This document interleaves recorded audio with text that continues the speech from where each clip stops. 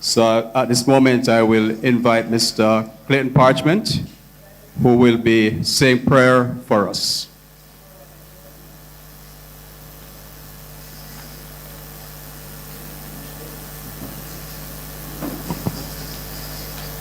May we pray? Father, your compassions have found us, nurtured us, strengthened us, and continue to affirm us. In you we surrender our will and our way, and we ask that as we engage in discussions to lobby on behalf of the business community in the parish of Westmoreland, that you will carefully guide our thoughts and let us seek to find solutions, methods, and reasons to favorable stir economic growth within this parish. Father, nothing happens without you, and in your absence all things will fail. And greatly we invite your kind presence to be with us and to guide us now as we engage in these discussions. In thy name we pray. Amen. Thank you so much, Mr. Parchment. Let me once again say good evening, everybody, and really want to thank you all for taking time out to be here with us this evening. A very special meeting of the Chamber of Commerce here in Westmoreland. And I say special because you're all here. But not only that, we have some very special guests with us this evening. Persons who took time out to travel from far, from their families, from the places where they would not only reside, but do business, and from friends and other things to be here with us. And the fact that they're here today suggests that they have an interest in hearing from us. And hopefully, I didn't see anybody with a bag or anything, but hopefully there are some goodies for us. And I know you're looking forward to that. But certainly here in the parish, I would think as a parish, we were the hardest hit from the hurricane that hit us last year. And the parish, for those who have not been here in a while, we're still recovering. We're still rebuilding. And if you look around, you will see that so many persons are still, you still see a tarpaulin on the roof. You still see persons struggling to pay the bills. Some are still without electricity. And the list goes on and on. But the good thing, though, those of us who are here, we're alive. And we must be grateful for that, despite the challenges that we may face. So we meet here as a chamber the second Wednesday of each month. But this meeting was so special, so we're having it today, which is a Thursday. And if you have some business associates that you expect that would have been here already, send them a little nudge, a little reminder, because listen, everybody, all views content, everybody's view is important, and we really want persons to be able to say what's on their mind.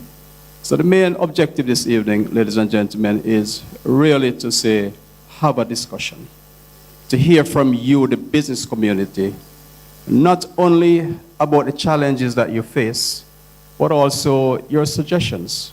What is it you think can be done to provide you with some support? But not only that, what support you are able to offer, because we want to work together as a community so that we can build and grow together. And my stance and the chamber's stance has always been not just to seek to recover, but to rebuild and to do so stronger. Because make no mistakes about it, for those who experienced Hurricane Melissa, it's a possibility that it might come again at the same strength. It will not be Melissa, but we know we're in the belt where hurricanes are always happening, and so one must be prepared. It was a lesson for all of us, and it has affected us as an economy, not just in the parish. You know, somebody came down from Kingston about a month after the hurricane, and he said to me, oh, by the way, my name is Moses Jaibar, and I'm the president of the Westmoreland Chamber of Commerce. And the person said to me that, Moses, I cannot believe what I'm seeing. And I said, why? We saw it on TV. We saw the pictures, but those did not do justice to what obtains on the ground here. And I tell you, a few persons cried, literally cried, when they saw the devastation down here in Westmoreland. like many of us who are here, would have seen the buildings collapse, the roofs no longer exist, and the list goes on.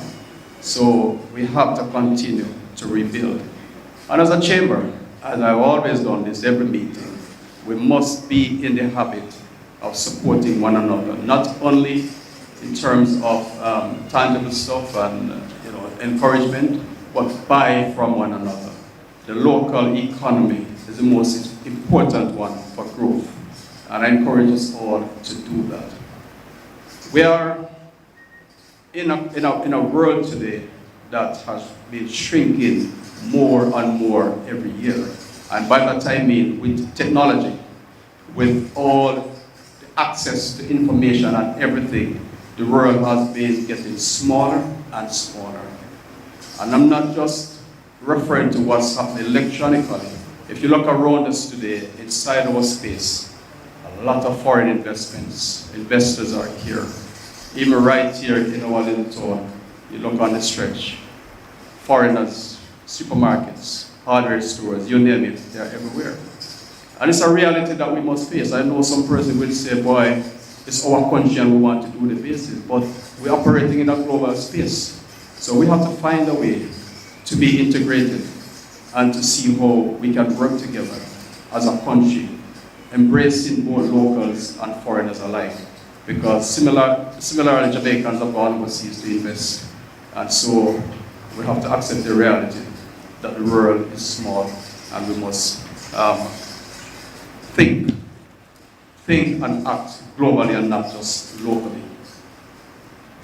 I want to also say that we have seen not only the challenges from Hurricane Melissa, but also everyone here, I'm sure, would have heard about Iran and the war that's going on there.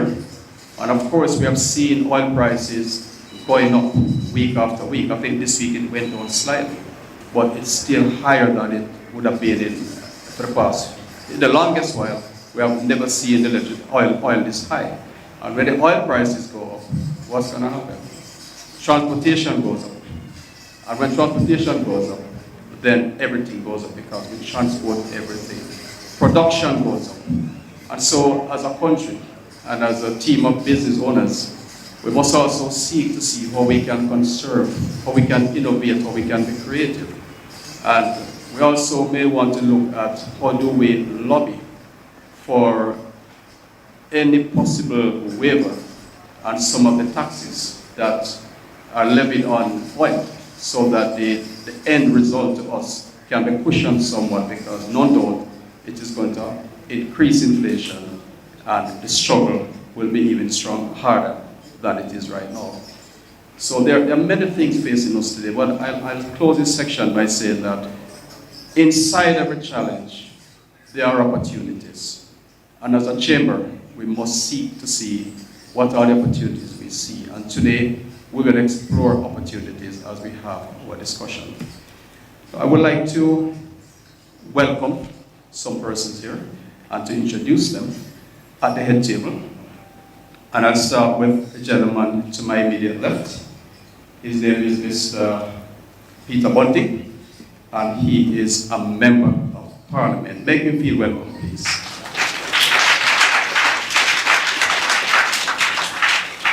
Immediately beside him is Mr. Anthony Hilton, also a member of Parliament. And Mr. Bunting, I should say, is opposition spokesman on productivity, efficiency, and competitiveness.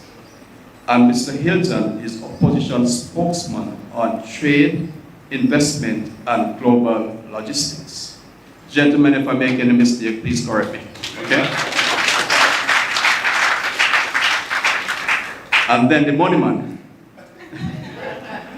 Mr. Julian Robinson, also a member of Parliament and opposition spokesman on finance. And I'm going to save the best for last. So I'm going to move to Dr. Nathan Campbell, and I'm going to invite him to come up here and tell you who he is. Put your hands together for him, please.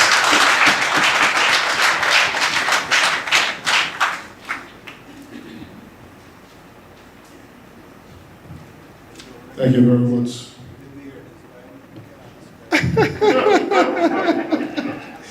Rolling back the years, Sir Bunty. Yes, thank you very much, Sir Chairman, Leader of the Opposition, Members of Parliament, Deputy Mayor, business practitioners, friends in the media and elsewhere. Good evening. I am Dayton Campbell. I have the privilege of representing the wonderful constituency of Eastern Westmoreland. And I have also been asked by the Leader of Opposition to be the spokesperson on agriculture. And the hurricane did make landfall in Eastern Westmoreland, and there has been significant displacement of businesses, small businesses. The similar destruction that was done to houses, most of the businesses suffered the same fate, and persons are having difficulties restarting. A lot of persons who want to restart are still not yet with electricity. Eastern Westmoreland has over 90% of the persons in the country that don't have electricity at this point in time.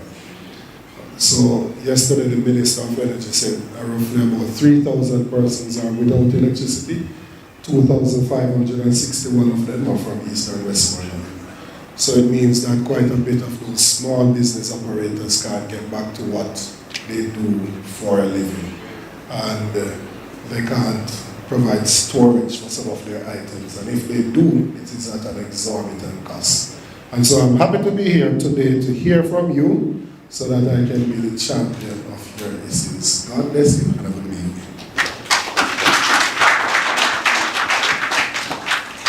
Thank you, Dr. Campbell. And as I listen to him, I would like to suggest to everyone here, if you have not yet done so already, your questions, your suggestions, whatever it is, you have to write it down. So when we get to that section, we can go fast because we would love to hear from everybody.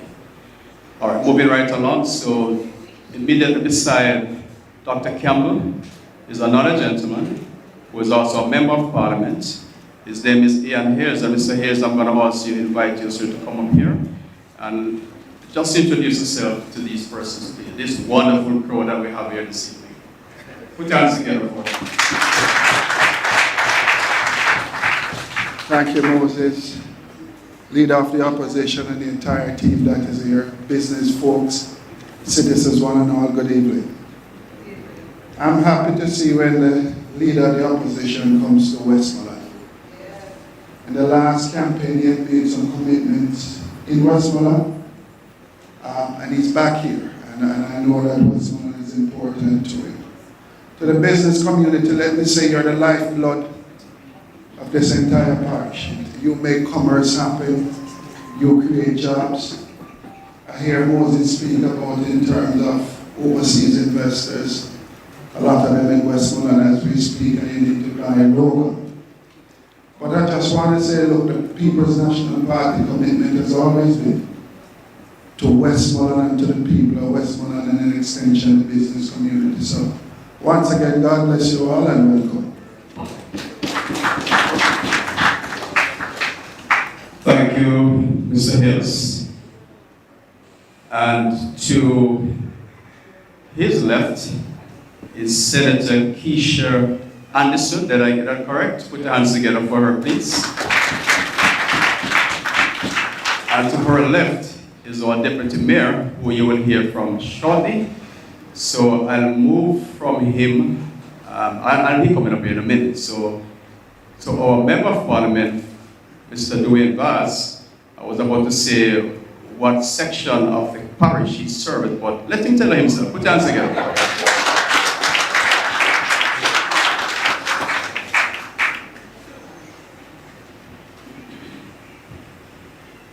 Thank you, Moses. To the Leader of Opposition and the team, welcome to Central Westmoreland. And I just want to say to everyone who is here, I'm really happy for the turnout because I know the questions, the suggestions will be fruitful, and I know everybody is anxious to know what is happening from the government perspective for the business community. And the questions will be answered, I guarantee that. So I'm really happy you all are here. And I must say it's really refreshing to be back in the presence of the chamber in such a short period of time after not attending for so long. So I was summoned there 2 weeks ago, along with the mayor, and I'm back here again. So I'm really happy to be here, and I expect robust discussions, and we know that going forward, we will build together and ensure Westmoreland is a better place at the end of the day. So I thank you very much. Thank you, Mr. Buzz. Like I said, I was going to save the best for last. I understand that we have another senator with us this afternoon, Raman Smart Ferguson. Okay, not here as yet, but you know, I must say that leadership is by example, and usually it's not just what we say, it's what we do and what is visible. And to have such a team traveling here with us, then they must have had a great leader. And I speak of none other here than Mr. Mark Bowling. Thank you so much, sir. He's right there in the middle. Thank you for coming here with us.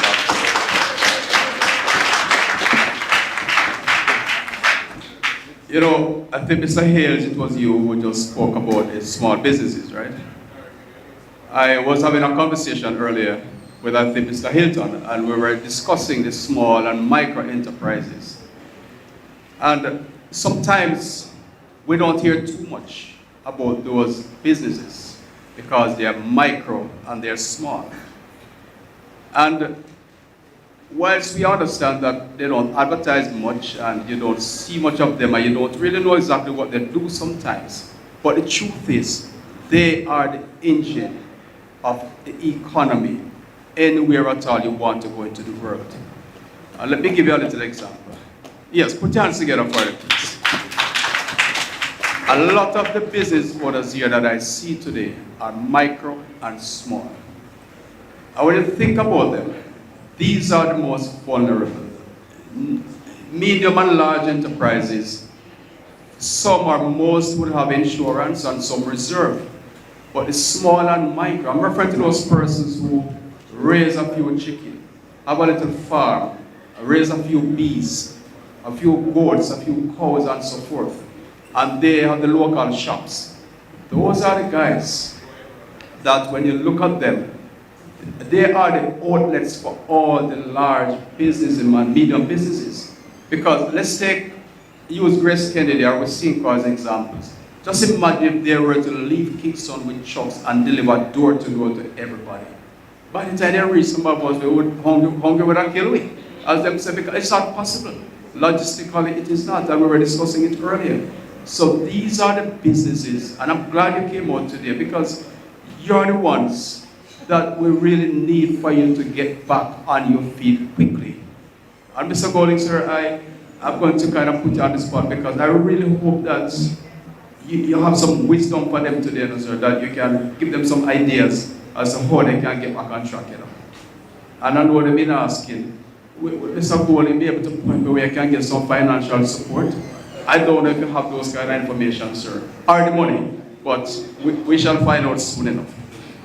But thank you, everybody, and welcome once again. So our next item on the program is greetings from His Worship the Mayor, Danre Delancey, who unfortunately is not here with us today. So his deputy, Mr. Devon Thomas, will be bringing greetings on his behalf. Make him welcome, please. Good evening, everyone.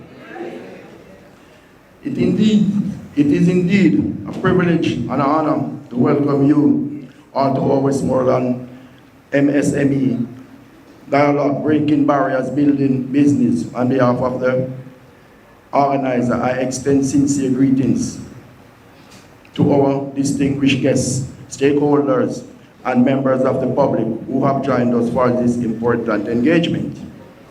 This evening, we are particularly honored by the presence of several esteemed leaders who have demonstrated a steadfast commitment to the national development and advancement of the business community.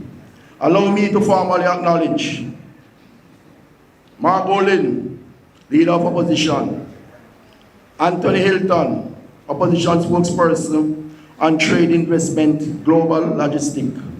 Peter Bunting, Opposition Spokesperson, Productivity, Efficiency, and Competitiveness. Julian Robinson, Opposition Spokesperson and Finance. Senator Keisha Anderson. And Senator, the other Senator absent here, Senator Ferguson. We also recognize and commend the collaborative efforts of the People's National Party and the Westmoreland Chamber of Commerce and Industry for convening this timely and significant forum. This dialogue represents a vital opportunity to engage constructive discourse surrounding the growth and sustainability of the micro, small, and medium-sized business enterprise. The MSME sector remains a cornerstone for our economy, contributing significantly to employment, innovation, and community development. We encourage all participants to engage, thoughtfully contribute, meaningfully, and embrace the spirit of collaboration that underpins the initiative.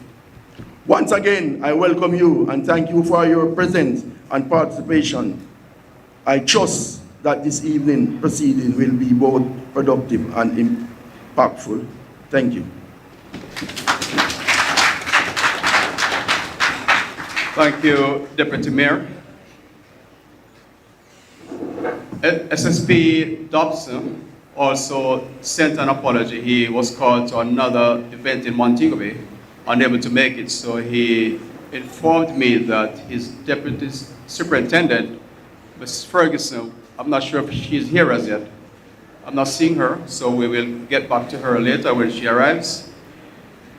And at this time, I will invite Mr. Cosman Jackson to the podium, and he will give an overview of the chamber, what it holds for you, what you can expect from the chamber, why you should be a member of the chamber. If you are, by the way, let me see the hands of those who are not yet members of the Westmoreland Chamber of Commerce. I see 2 fingers, 2 hands that are free. Don't be afraid to raise a hand. We're not going to charge you. Not yet members. All right, so this is the last day that you should raise your hand when we ask that question, because as of today, you will become members. And Mr. Jackson will tell you why you should be a Mr. Jackson, please make him welcome, please.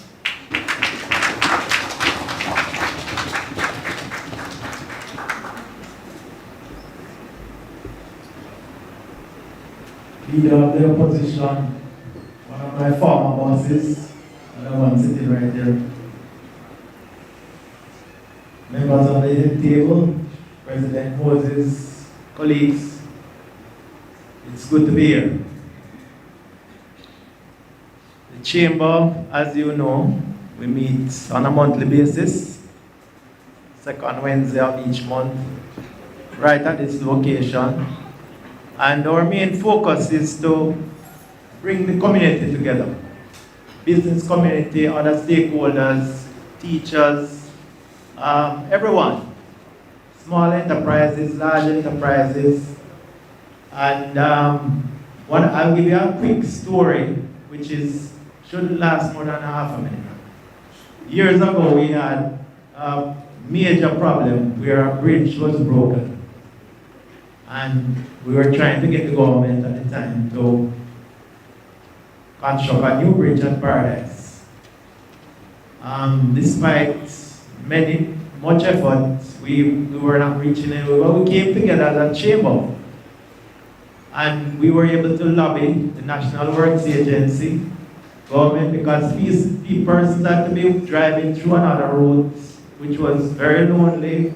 Security was an issue. And we were able to lobby the NWA, local stakeholder, also Busha Clark. We were able to get him to give temporary permission for a bypass on his property. And we realized the power of us coming together from that little situation. So, you may have a small business and you may need assistance sometimes with a business plan, connections, etc.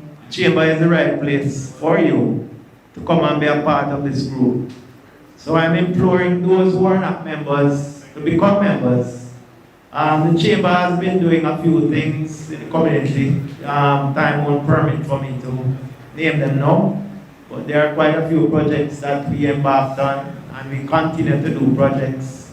Many of us here, we come together, we assist persons, we get people in business, we get people who are doing very well now, which gives us the pleasure of saying the chamber plays an important role in the lives of the people of this parish. So ladies and gentlemen, we are privileged to have these esteemed persons here. And I know most of them personally, and I can tell you that we'll be getting a really interesting evening. Thank you. Thank you, Mr. Jackson. Mr. Jackson forgot to tell you one thing, that there's a small fee involved when you are becoming a member of the chamber. It's a small fee, that's why they won't be scared, trust me. If you're a sole trader, micro enterprise, it's only $5,000 per year.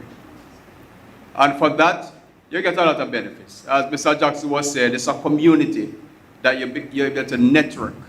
People see what you do, what you sell, what you offer, your products, your services. You get a chance to sometimes display your products inside the room. And we also allow members what we call spotlight, that you can come up here, get a few minutes, and you can sell your business. And so those alone value far more than the $5,000 for sole traders. And of course, from time to time, we have resource persons. As we have these esteemed persons here this evening, we have some months ago, we had Exim Bank. We have other banks that come here, and we have Heart Trust who will come and also, and they have a lot to offer too in terms of training and development of our people. And the list goes on. So just to say to you guys that if you're not at a chamber, I'm very serious. You need to become if you're not a member of the chamber, you need to become a member of the chamber, because there's so much in store for you. So do you have your commitment that you will be a member of the chamber after today? I would like you to verbalize it, Yes? So Mr. Jackson mentioned some of the things that we have done. So I want to use the opportunity. Who knows all the way downtown Savannah by the park, by the market, by the fort? You all know that little area down there? You don't? All right, for those who have never been down there, here's your big chance. On Labor Day, that's our project. We're partnering with the municipal corporation to give a facelift to right down at the seaside.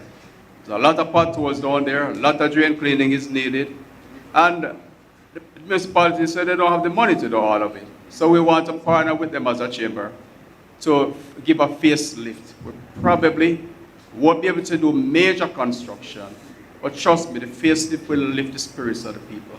A lot of commerce happens down there, so we plan to go down there on Labor Day. You'll hear more about this from us too, and we will let you know what contribution we require from each of you, financially and also your presence, your expertise on the day, because we want the place to look a little better. The people on here serve us, and it's also a seafront, ocean front.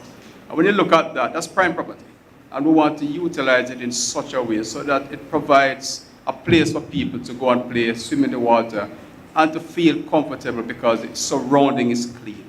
So we want to start with that, and over time we want to make it better and better and better. Before I move to the next item on the agenda, I also want to say that for the larger businesses around here today that are present, and for those who are not, please pass the word along. Let us take a smaller business on our wings and mentor them. Talk with them, share not just our success, but our challenges, so that they can learn how to grow and how to scale. It's important because at the end of the day, we're all Jamaicans, we're all Westmorelandites, whether we came from another parish or not, but we're in Westmoreland now. So let's make our presence felt. So ladies and gentlemen, what's going to happen now is that I know you've been waiting for this. So we're going to have a discussion segment. But let me ask you a question. Would you like us to go straight into the discussion? I would like to hear from the leader of the opposition, Member of Parliament, Mr. Mark Golding, first. Hold on, Mr. Golding, don't stand up yet. You want to hear from him or just go straight into the discussion? You want to hear from him? Yes. Mr. Golding, did you hear them, sir? You hear them? I'm a little harder here. You want to hear from him? Yes. All right, Mr. Golding, please put your hands together. We're going to come into this one.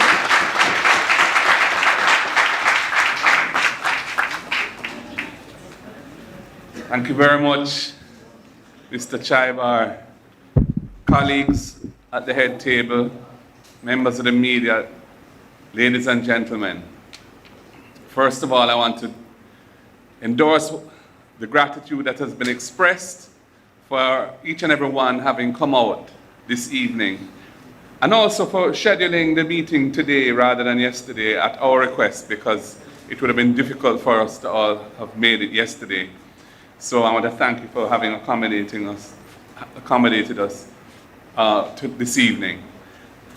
Driving down here, I haven't been to Westmoreland for a couple of months. And the last time, you know, the parish was still very much in the throes of the aftermath of the hurricane. I was visiting various places, shelters and other places. Coming down today,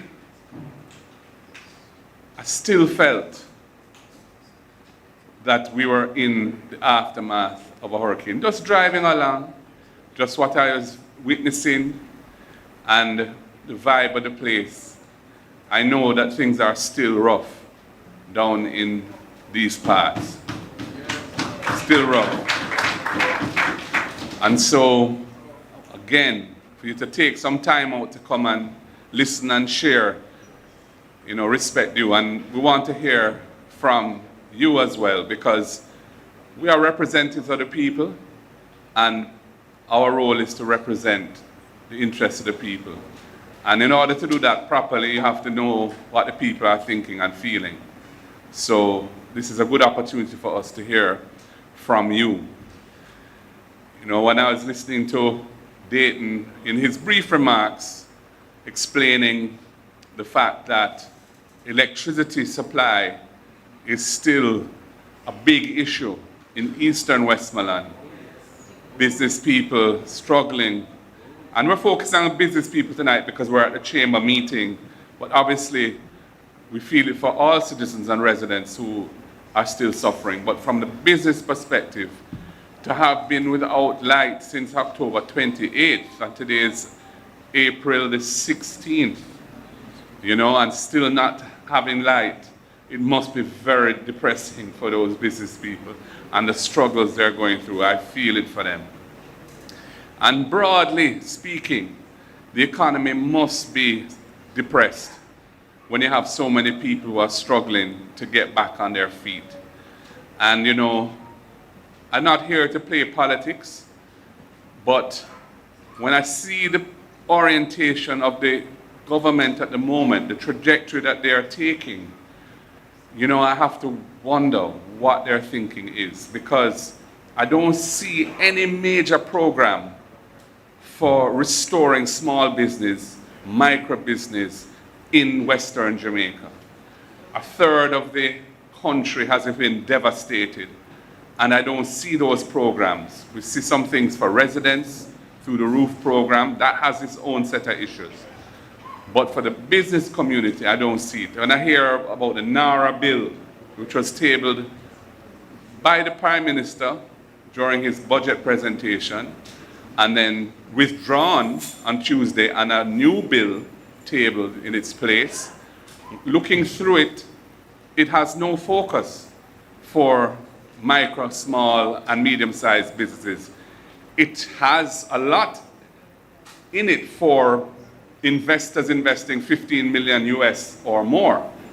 Because if you're investing 15 million US or more, you will now have NARA to help you navigate all of the regulatory approvals that you may need. And, you know, to the extent that there are any issues or delays, you will have the minister being able to step in and say, don't worry, go ahead.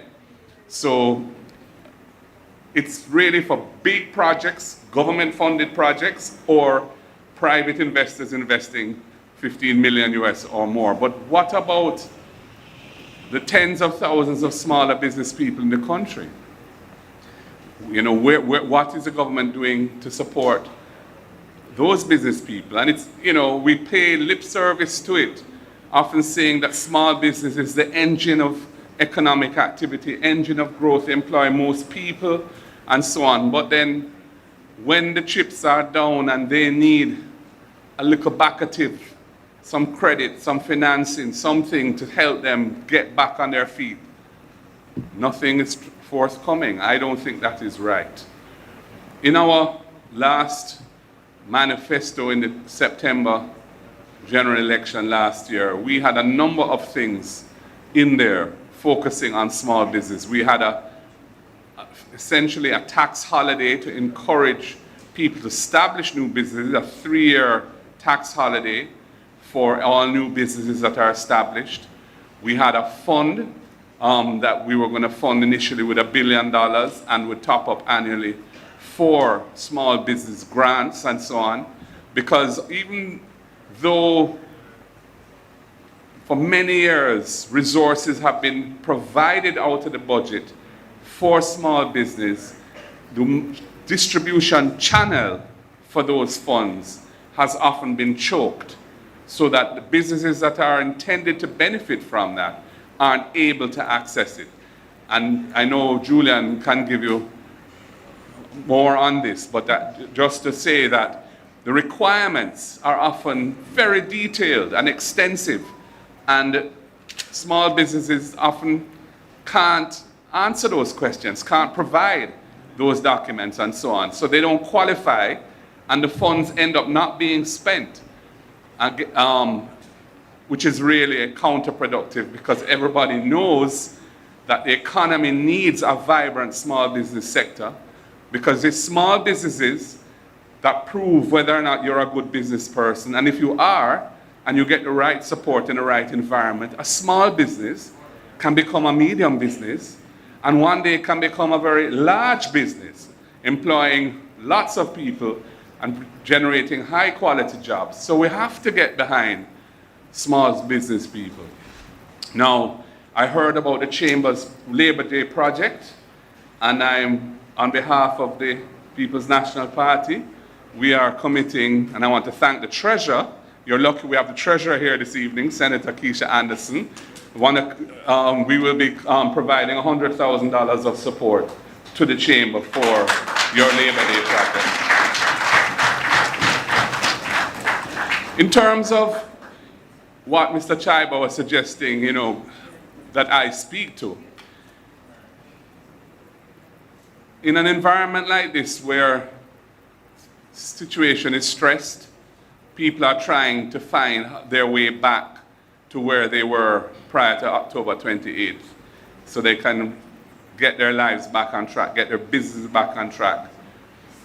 I think a sense of community, a sense of a cooperation amongst the business community is very important. There are benefits that can be derived from sharing information and even sharing resources in terms of how you buy certain inputs and so on, where you can negotiate for better prices if you're buying in larger volumes and so on. So I would suggest to the Chamber that they should really encourage small business people to brainstorm together what areas that they can cooperate around, rather than thinking of maybe this is a competitor or whatever. The market is big, and the marketplace, can accommodate everyone.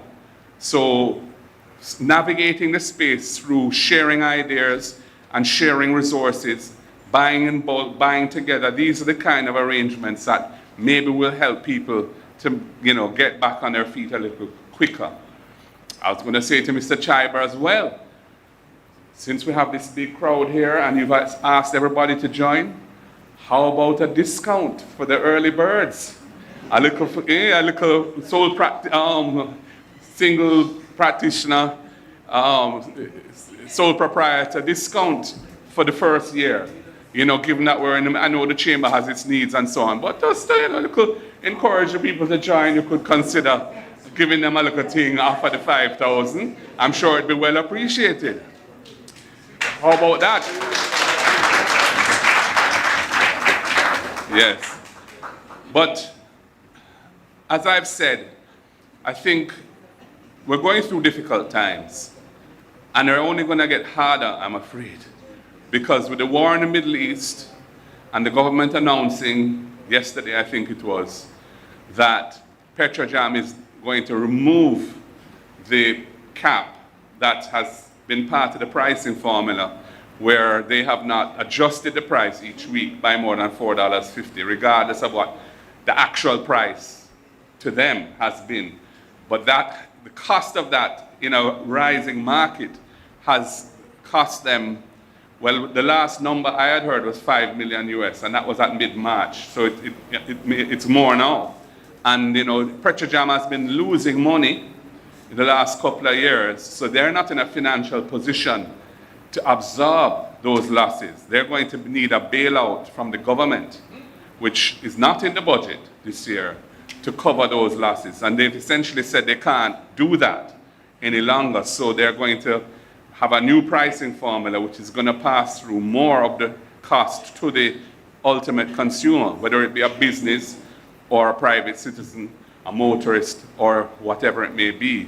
So that is going to be a real challenge. And you know, other countries have announced efforts by the government to cushion some of the blow on the people of those countries from this storm of higher prices that we're facing. And the whole world is facing it, because oil is such an essential ingredient in energy, in transportation, in manufacturing, in pharmaceuticals, in agricultural inputs like fertilizers. So there are a wide array of critical inputs where the prices are going to be impacted by this higher price. Now, there was a tax that was put in place in 2015 on fuel, dedicated to financing an oil hedging program. That's a technical word, but essentially what it was to provide the resources so that Jamaica could purchase insurance in the international financial markets, that if the price of oil went above an amount, whatever price we chose as the price above which we can't absorb that on our own, we would be entitled to a payment from whoever we bought that insurance from. That was a way of protecting the country from shocks which result in the spike in the price of oil. After 2016, when the government changed, the new government did not think that that was necessary. And so they abandoned the oil hedging program.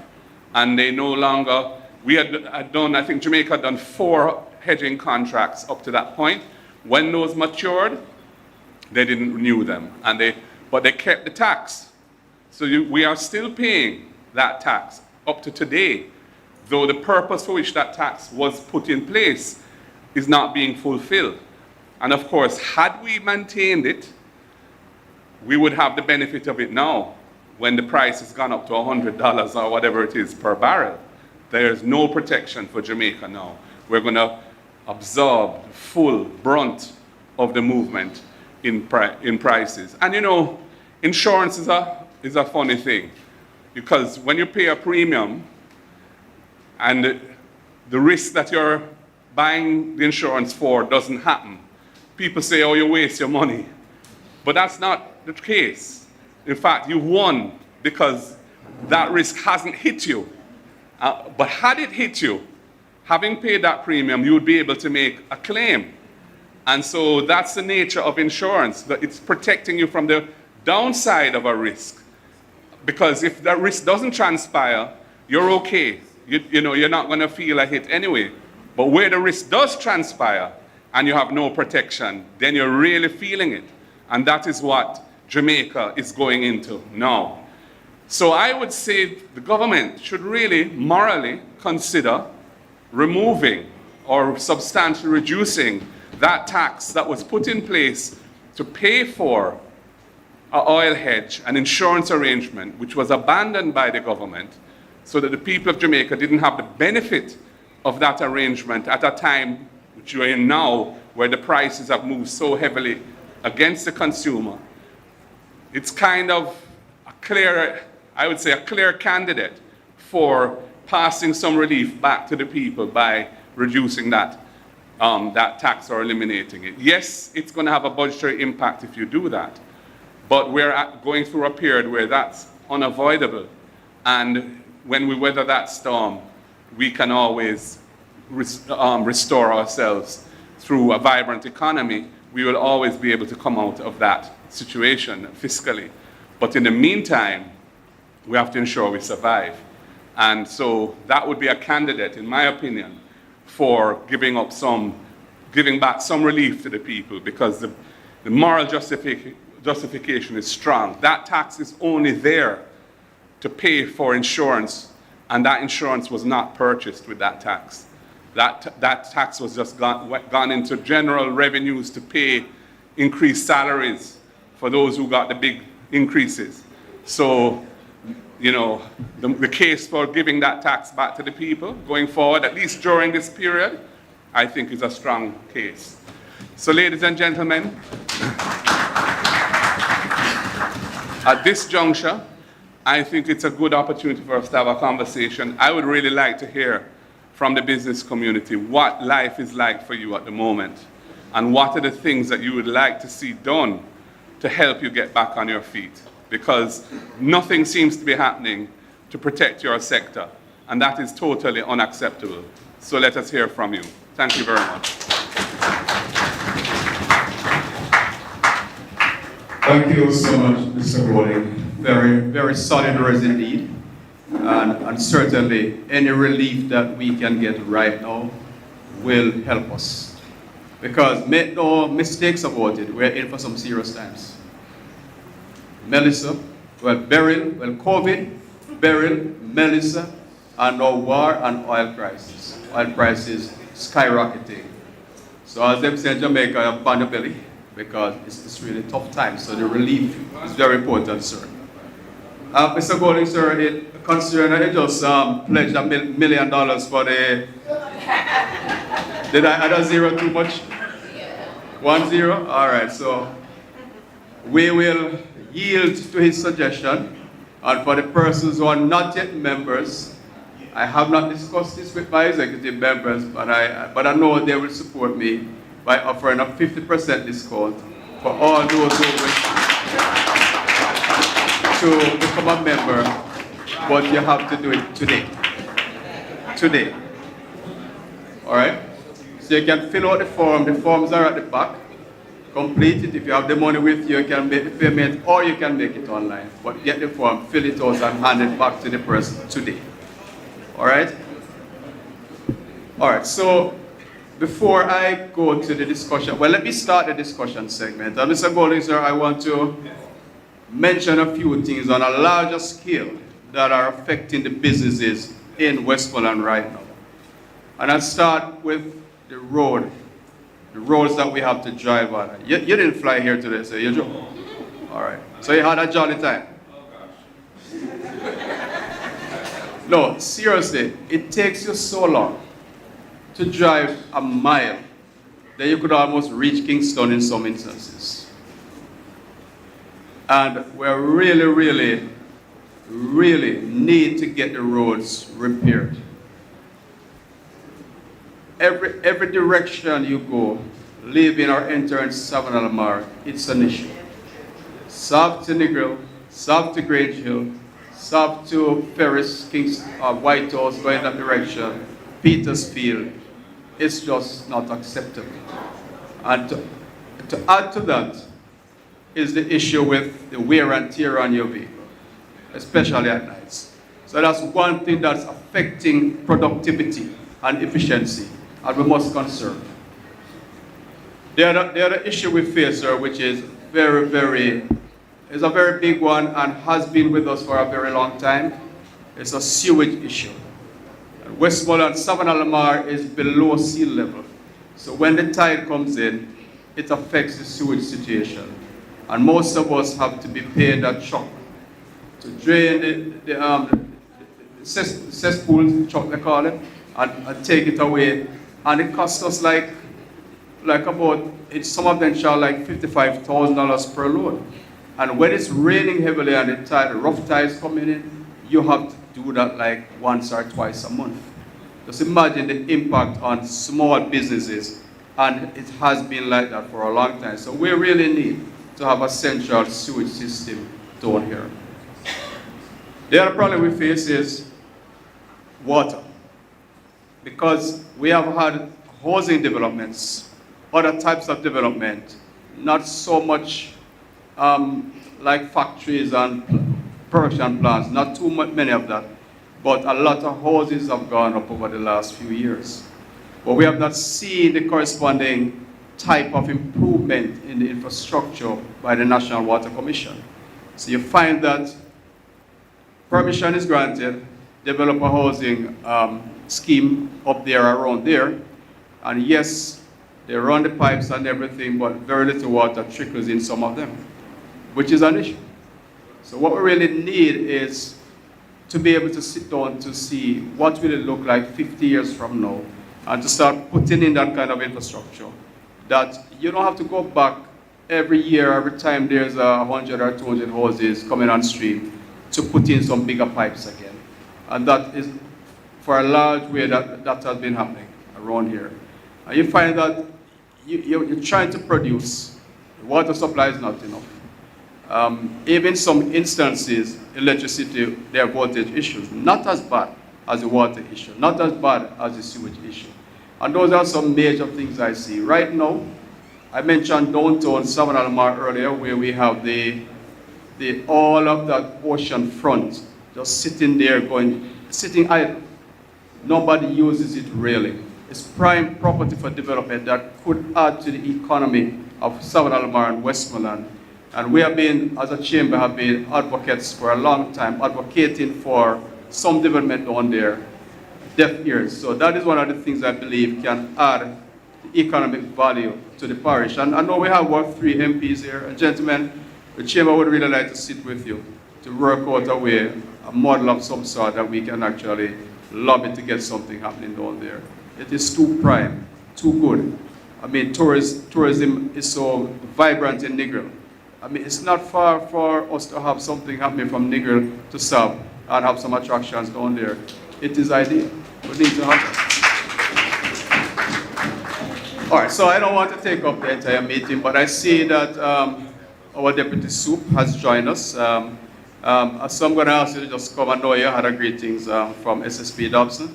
So if you'll permit me before we have the discussion, allow her to just bring greetings. Please put your hands together for her.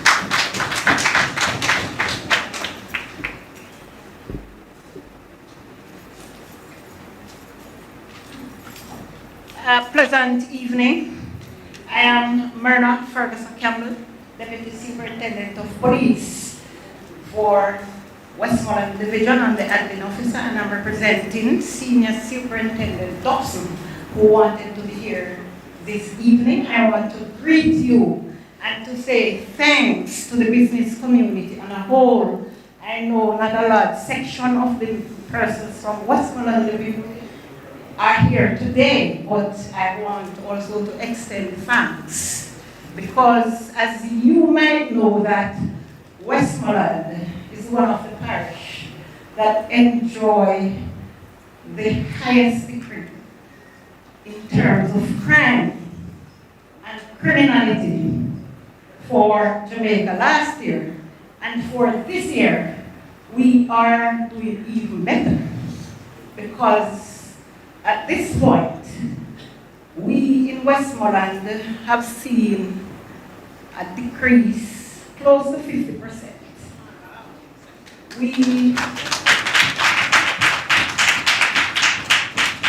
And that's for overall crime. For murder, which was the fright, murders and shooting, we are seeing a decrease of 45%. We last month saw a lull, But at the start of April, about a week ago, we had some challenges in the Frome area where we had 3 murders. And that is what brought us below the 60%, because this time last month we had a 67% decrease because we only had 7 persons being murdered in the parish. But as I said, our partners have been working with us, and one of the threats is property crime, where persons are fearful. We were able to thwart some of those. Our intelligence apparatus, and as I said, it is through our residents that passed on information to us. We were able to take some of our breakers and the persons who commit the major robberies in the parish. And so you are not hearing of a lot of robberies. We are used to persons being shot from their motorcycles, persons' business places being robbed. And sir, I can tell you that over the weekend, last week, if we did not arrest 4 of these persons, business persons would be crying the parish because they had organized and thought that the parish was too quiet for a while and said they are going to give us some work. But we managed to take them into custody, and we are able to charge some of them. And I know that you will continue to work for us because it is only a win-win for all of us living in Westmoreland. We look forward for your continued support, and our engagements out there are increasing.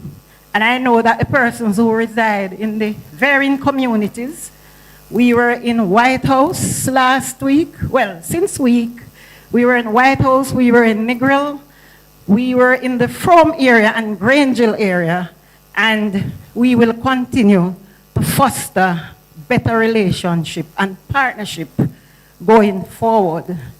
We ask that you continue to liaise with our police officers. We also got an increased number to the division for last month.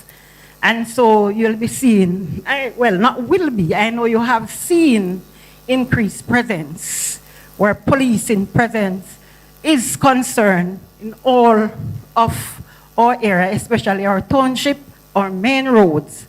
And as was expressed earlier, the bad road condition, it is making our job much more difficult.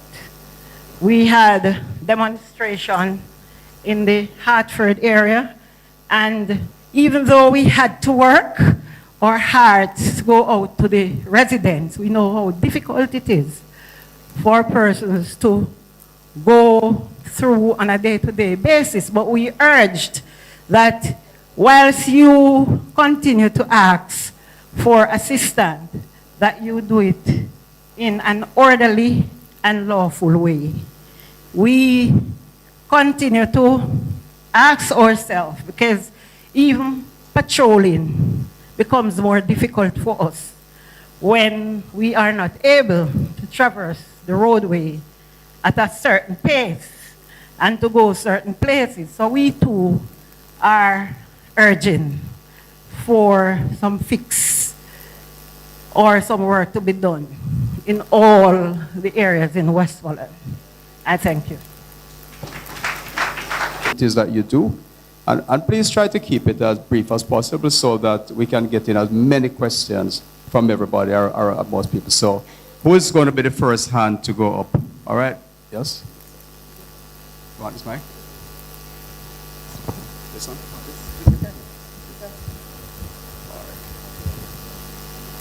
Mr. Miles, there's a lady at the front. Her hand went up first. Good evening. My name is Dr. Stephanie Ardrey.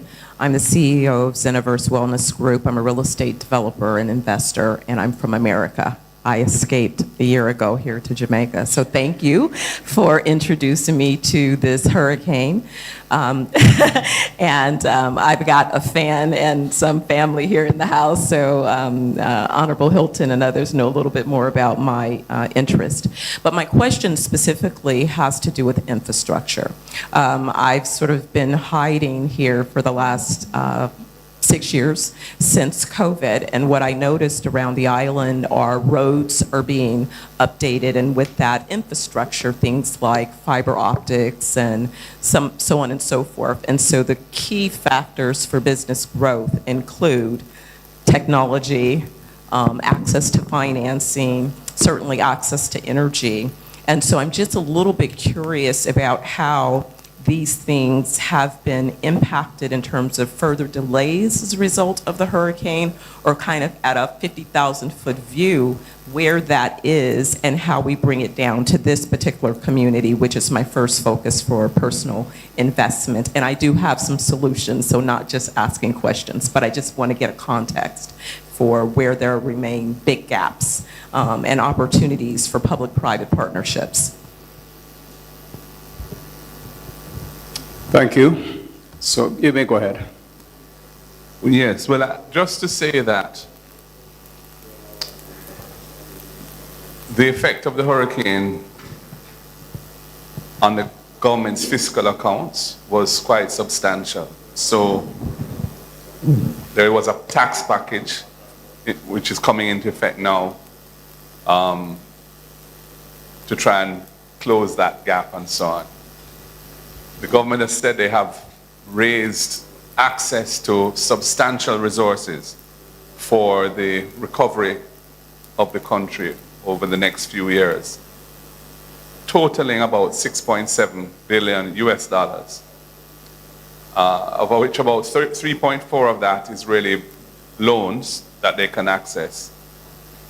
2.4 or thereabouts, I think, is money they hope to attract from the private sector to be invested in projects that the multilateral partners of Jamaica, the IMF, the IDB, the World Bank, would get behind in some way to encourage to happen. And then the rest of it is financing that Jamaica had in place through our disaster risk management response framework.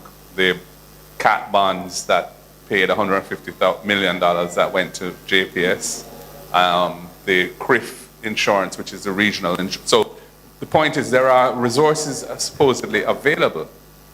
One would like to see and hear about major infrastructural restoration projects, because part of getting the country back on its feet, building back better, must be addressing the kind of infrastructure investments that would be catalytic for more economic activity. And we've heard from the chamber just how debilitating it is to have roads in the conditions that we are experiencing around these parts. And it's not limited to Westmoreland alone. You know, these are issues right over. So one would hope that what is being considered is a major repair project that can kind of put the road network in a much more resilient state. And of course, there are also water issues as well. There's a Great River Water Project, and Ian, I'm sure, can tell you more about that. But I'm just giving you the overall financial background to this is, yes, the fiscal accounts are stressed, but there are resources available to the government to roll out some serious investment in some of these things if they choose to prioritize those things. Thank you. Who was next? All right. Who is running the mic on this side? So what we can do to make it balanced, we can take one person from this side and one from the middle and one from the other side, and we come back. But her hand was up, so let's do her first, then we go to alternating for her. Then we go to the middle, and then we go to the other side. Go ahead, ma'am.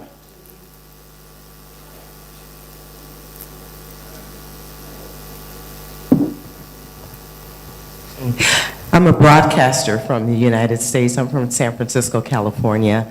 I invested in a lot in Negril, Jamaica. It was my first piece of property ever in my life that I've owned independently. I left the United States to come here and invest in a retirement home for myself, and my surname is Williams, just so you know I'm family.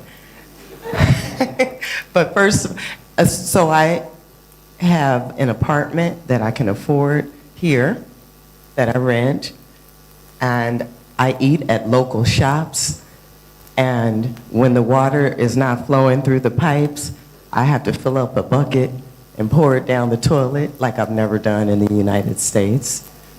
I have to do my laundry by hand, and I have 3 buckets that I use. And I record myself and I put it on my social media to share with all of my friends in the United States that think they want to come here and live in Jamaica. It sounds nice and pretty, but it's very difficult. I would not be able to do it had I not grown up in a rough part of the United States where my parents taught me how to do laundry by hand, cook for myself with the bare minimum, eating beans all week, and still maintaining my health, my mental health, and my physical health. In this beautiful place, that's the difference. But there aren't very many differences, and I am a lobbyist, I am a grassroots organizer. I've worked on budget analysis with locals in town hall meetings. I owned a child care service where I can help local child care providers build child care so that these parents can go to work, right? Have some good, resourceful, supportive, ground level support, and that's what I'm here for. So really, ground level, first person, primary source, resources, and research. So that's what I'm here for. I also worked in transportation for the Department of Transportation in California. So I'm here to help, and I'll join today. Thank you. Thank you. We really appreciate that, and we will talk with you a little bit at the end of the meeting so we can get the contacts going. Much appreciated. Who is next? Raise your hand, please, in the middle. Hi, good evening all. Members of the head table, opposition leader and his team. I have a question I think MP Robinson and MP Hilton could possibly answer. Given the current geopolitical dynamics as it relates to oil and the possibility of the US dollar no longer being the main currency to purchase oil, how do you see Jamaica shaping itself to going out possibly on a deregulated market where it's just open market where you could just buy your fuel from the best price, or how do you see us shaping and moving forward after the event of the war? I think the big issue that we face is we import 95% oil and gas to support our energy needs. That's simply not sustainable. When about 15 or 20 years ago, we had set a goal of generating 50% of our energy from renewable energy sources by 2030, which is 4 years from now. I don't think we're going to get to that goal. And the government has been slow in its efforts to roll out renewable energy. So when we were last in government, we had a request for proposal in 2013 that led to a build out in 2016, which I think would include Paradise here in Westmoreland. There was added capacity at Wigton, and there was content, I believe, in Clarendon. They took 8 years to issue the next RFP, which concluded in 2024, and it will take probably 3 years for those companies to build out. There's an additional 200 megawatts of generating capacity, which they intend to put to the market in another year or so. We have to increase the share of our energy sources from renewables so that we can mitigate against these shocks. That's really the only option that you have as a small island developing state. But there are other things we can do. It's too difficult, for example, as an individual or business, if you put in your own generating capacity, solar, for example, to get a net billing license. We have to encourage more wheeling, where if you generate in one location, you can provide the same electricity to another branch in another location. So there are things within our control, regardless of what is happening internationally, that we can do as a country.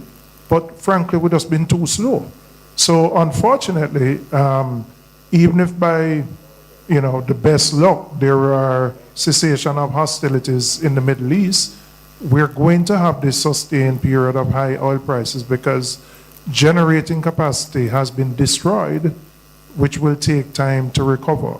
But I hope we will use this crisis as a country to do more to encourage. For example, I think we need to look again at the duties on electric vehicles, the duties on hybrids, for example, so you can make it more attractive for people to use those kind of cars versus just gas or diesel. So the long and short is there are things within our control that I think as a country and a government we can be doing more so that if we have another shock 2, 3, 4 years from now, we won't have the same impact on the country. Thank you. Yeah. So go ahead, Mr. Hilda. Thought Mr. Robinson. Yeah. The assumption that the U.S. dollar will not be the currency, that's something we'll see where that goes. But I think I endorse what Julian has to say about the things that we must do as a country. There are two other things that I'd point out. That the energy transition will take some time because the base energy for industry, for example, will require gas or oil for some time. But we have to transition out of that. The other thing I'll say is that we will be looking at energy security arrangements, and I think CARICOM provides some possibilities because of the energy finds within CARICOM, mainly between Guyana and Suriname, and perhaps something for us down the road. Don't know. But even if it's just Guyana and Suriname, I think there's a discussion that must be had about energy security within CARICOM. Thank you very much. One next question. Over to the left. Who has the mic? I'm not sure which one went up first, but. I just want to ask about Westmoreland. From the Can you say your name, sir? And what? Ryan Morrison, president of the Negro Entertainment Association. Thank you. Down here, a problem with waste management. We have seen a lot of countries using waste to transform to energy. Why is it that we have taken so long to use waste to energy transformation?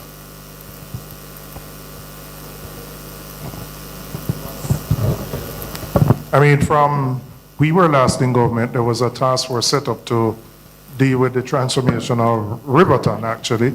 But quite frankly, we have not seen any tangible movement on it. In fact, I think they were going to relocate. You want to? Yeah, so there was a proposal to look at the waste situation around Riverton, that being the largest dump. It really is not a not a landfill, it's a dump. And a task force was put in place. The work of that task force, the last meeting I had with them was about a year ago.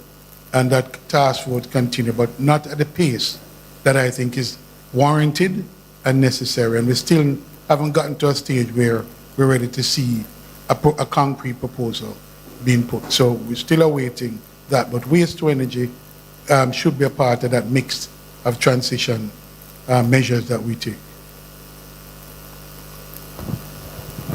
I think that it needs to be looked at as being a special case because it provides energy, but it also deals with a waste problem, and it's unique in that respect. And Jamaica has a real solid waste disposal problem.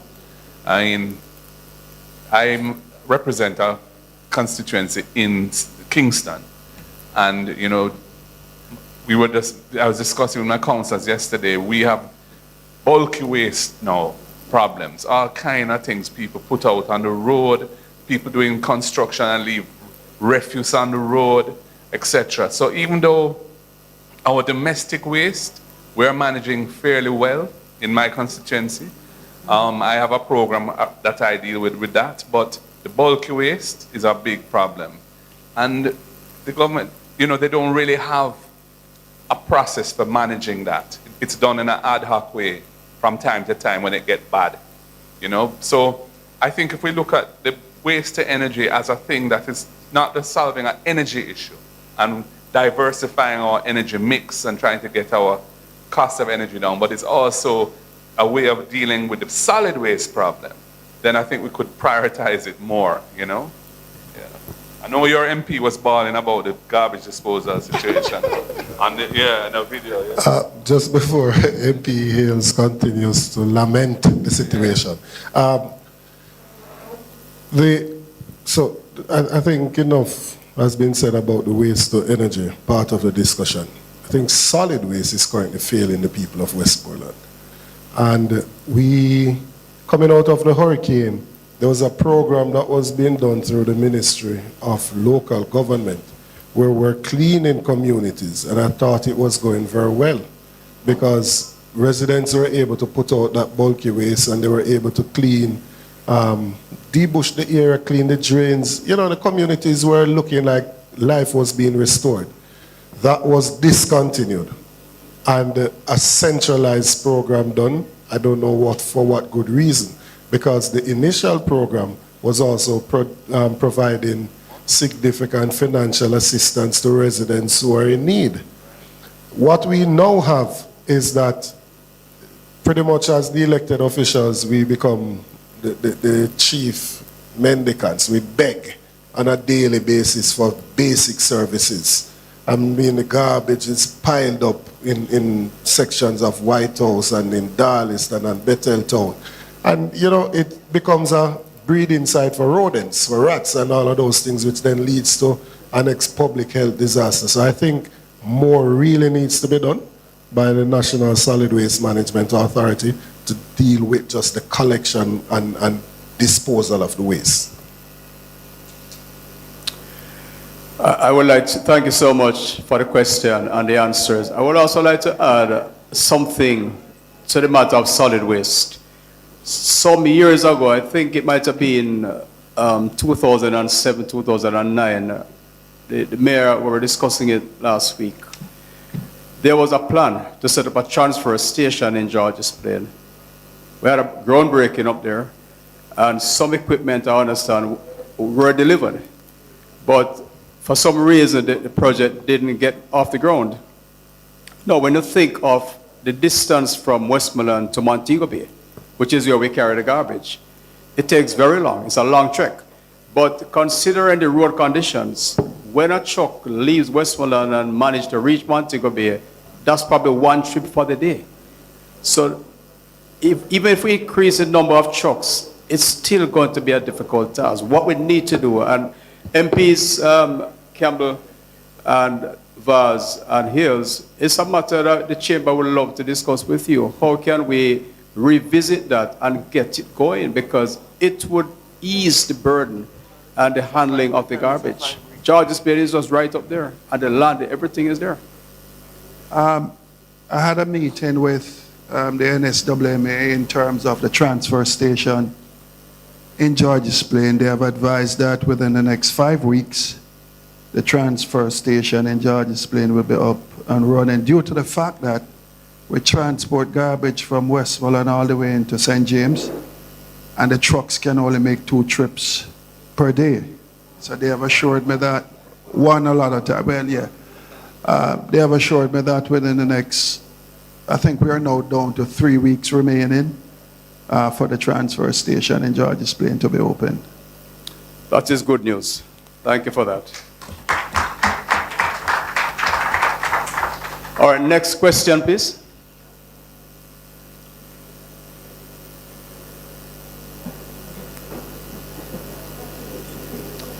Mr. Myers, after him, there's a gentleman here in the middle. Thank you, Mr. Chairman. During the course of this week, Balvin Leslie, Meat Plus Limited, during the course of this week, at the PAC meeting, there was a revelation that the institution that is being investigated had about $40 million outstanding in taxes and other payments. Well, we were told that it's 80 million plus interest and penalties. But my concern says that there are reports about a number of other companies that have had large taxes written off, large amount of taxes written off. I just, one of them is said to be a radio station that also gets a large amount of budgetary support in terms of advertisement from the government. No, I know it may sound funny, but it's just that I really would love to know whether or not this information is correct, whether or not it is being investigated. Because it sounds unreasonable to me that there are a lot of people in Westmoreland, small business people, who are harassed daily by the tax administration people. And they get little or no mercy. But when we hear of these large tax write-offs, you know, it really is amazing. And just since I won't get a chance again, I just want to find out, sir, whether or not the loan to the JPS of the $150 million, if it is like to come back and bite us in a few years' time, with increased rates, to say that that's pay by the money. Thank you, Mr. Leslie. I am not so sure the persons with the answers are sitting at this table, but Mr. Gordon, over to you, sir.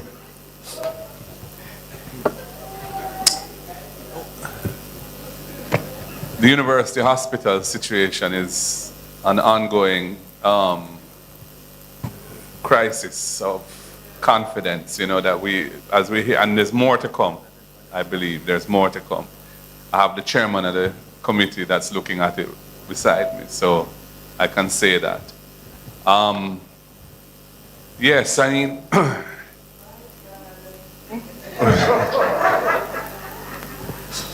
you know,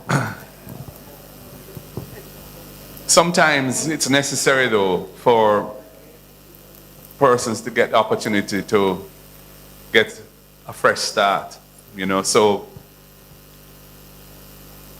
I believe that the university hospital is going to have some kind of arrangement for that, because there's no way they're going to be able to pay $40 billion. It should never have got to where it is. And that is really the tragedy of this situation, is the prolonged period of very unsound management practices that has allowed these things to be hidden for so long, and then when they come out, they're at a situation, at a stage where clearly that can only be resolved by the government coming to some kind of accommodation for them. Yeah, I don't know, Julian, you want to say? I understand the concern you're raised about I think inequity may be the correct term in terms of how different entities are treated, and you raised a particular one which concerns us as well as observers, and how that particular station operates. You know, I think TAJ or the government, as from a policy perspective, I don't think University Hospital is unique, meaning I believe there are probably other government agencies that may not be as bad, but may have similar liabilities as well to TAJ that would require an intervention. But it certainly, if you're a small business and you're being hounded, I understand that vexation. I would also say, you know, during the budget debate, we felt that instead of imposing new taxes, if the government collected what was due to it, then it wouldn't need to burden the residents and the people in the society more. And it's very evident from what we have seen at UE Hospital as a public entity, but there are other private entities that there is scope for greater efficiency in collection, so that we can address many of the issues that Moses spoke about, many of the infrastructure problems, if we can collect what is due to the government. As the opposition leader said, we continue at the Public Accounts Committee to probe the issues there, there is more to come. There are more people can probably give us shed light on many of the issues that took place there. But again, what frightens me is that if the Auditor General had not gone in, we would never have known. And the question is, are there other public entities that are operating like this? I mean, I consider it, frankly, from my experience in public service, the worst I've seen. I thought Petrojam was the worst, but this worse than Petrojam. Thank you. So, ladies and gentlemen, we have had some really good questions so far. I also want to remind you that as small and micro enterprises, we also want to hear from you some of the challenges you face and what kind of help you need, because that is really one of the main focus today on the MSMEs. So we're going to take your questions, sir, and then the gentleman behind you, then we come back to this side. Lenbert Williams from Negril. I operate a business, One Love Bus Tour. It is the most awesome tour in the history of this country. Paid public announcement, paid advertising. I pick up the tourists them and I bring them to the poor people them and them love it. And them can't get enough of it. Now, Negril Beach, outside of the people of Jamaica, is the greatest asset that this country has. And to access the Negril Beach, you have to be going through a minefield of potholes. You have to wonder if the Middle East war is extended to Jamaica, because the amount of pothole that we are seeing daily, it's not indicative of an asset that worth preserving and promoting. And I believe that if we were serious about Negril Beach, all the potholes would have been fixed. And Mr. Opposition Leader, you need to emphasize tourism, because I believe that MSMEs, micro, small, and medium-sized enterprises in this region could significantly benefit from a more enhanced, a more vibrant awareness campaign to get the Negril Beach as a must-do and put it on everybody's bucket list. All right? So, yeah, you need to focus on Negril Beach and the Negril community, sir. And significantly, we're talking about alternative source of energy. Brazil used ethanol to be energy independent, and they use sugar cane. But the difference between them and them sugar cane, them get 110 acre per ton per acre. In Jamaica, we get 35 ton on average. And the secret is, I heard that they convert their sewage into fertilizer and use it to fertilize the cane and them pots up. But guess what we do?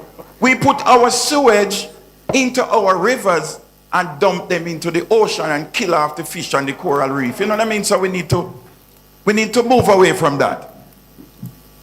And we need to send a task force to Singapore, because they convert 100% of their garbage into alternative energy.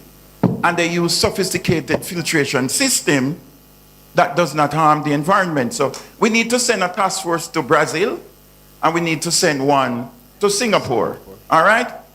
Now, it is very unfortunate for the entire Western Belt, because we have a ton of MPs that are PNP, and unfortunately we have a Jamaica Labour Party government. Very unfortunate. And I'm going to tell you something. Some people afraid for talking now. The Jamaica Labour Party is not going to be too enthused to support Western Jamaica. It is not politically advantageous to them. So, Mr. Opposition Leader, here we have got to know. You have to go set up some GoFundMe, because if there's 3 million Jamaicans live abroad, half of them are PNP, and they will be more than inclined to support an alternative source of government for Western Jamaica. We just do a thing what they say, yo, GoFundMe want some money for buy zinc, and in 1 week we get 300,000 Jamaican, and you, the PNP, could do 10 times, 1,000 times a bigger job. So we cannot depend on the Jamaica Labour Party to help we out at this time.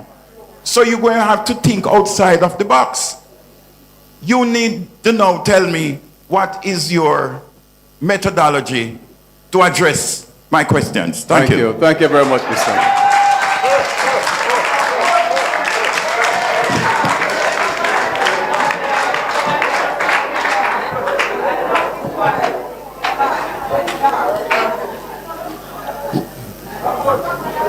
Well, we probably need you to help us promote our GoFundMe, to get, Mr. Leonard, to get the kind of quick results that you were able to get. But your point about Negril Beach being a tremendous asset that we need to protect is real. And the conditions of access, as you've described them, should never be allowed.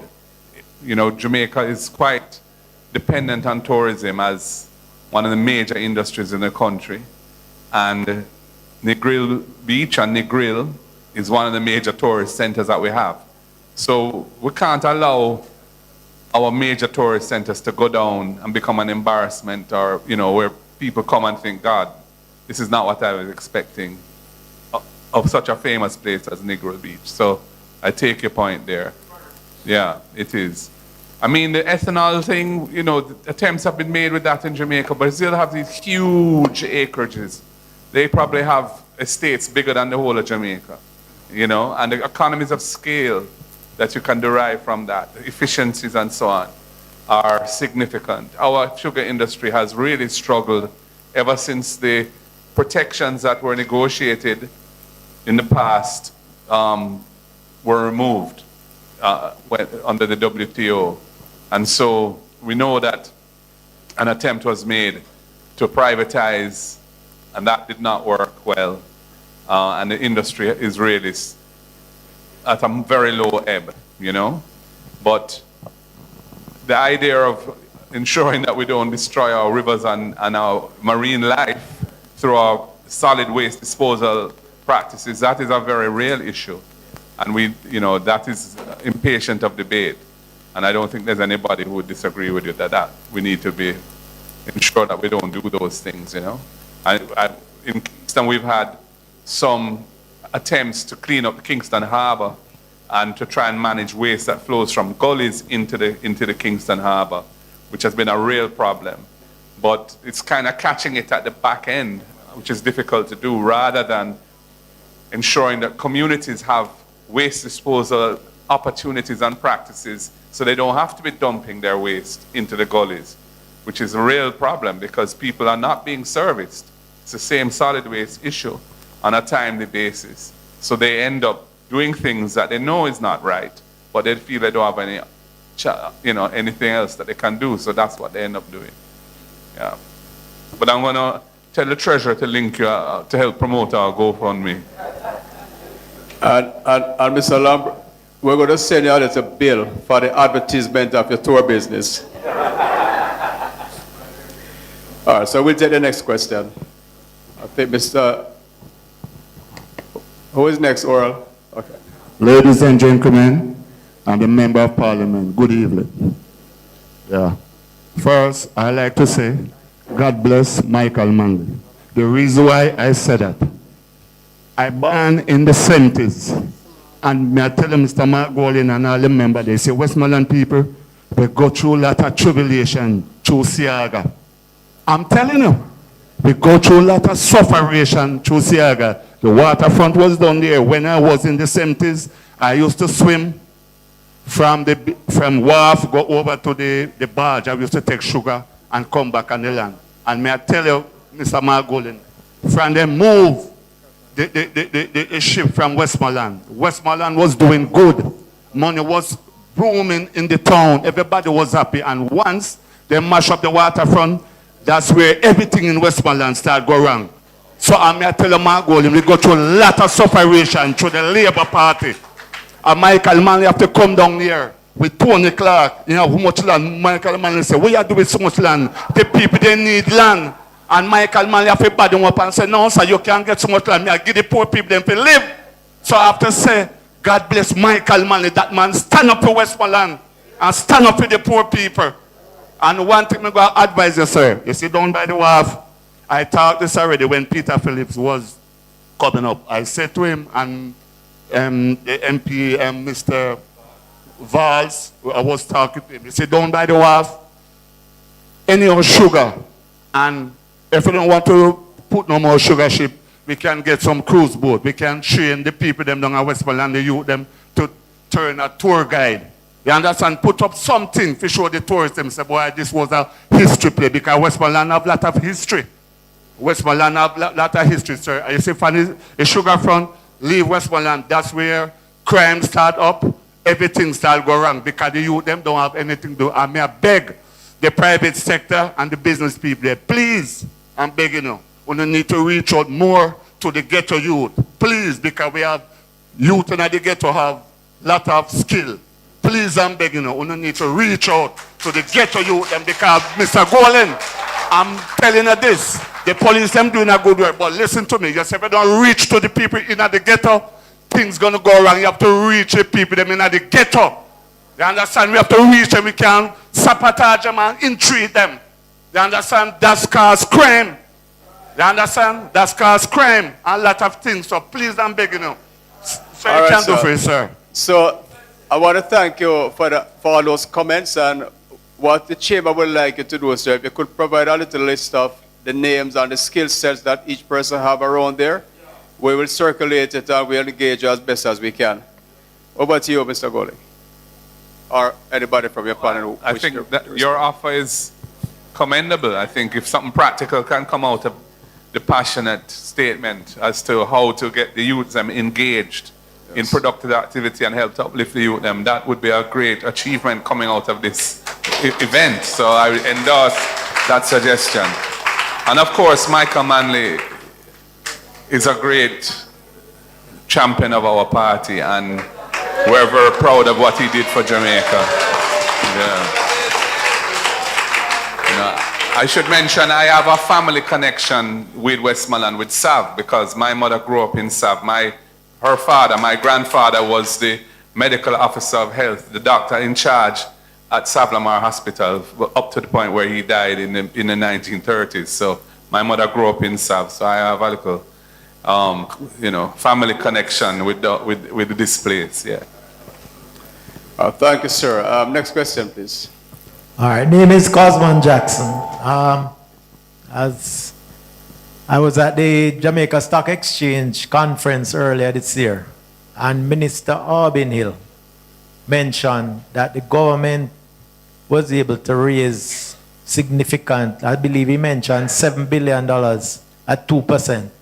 And he was imploring members or persons who were there to go in their communities, tell the members that they can apply to the Development Bank of Jamaica with their business plan for funding at very low rates. I came back so excited and came to my colleagues here at the chamber.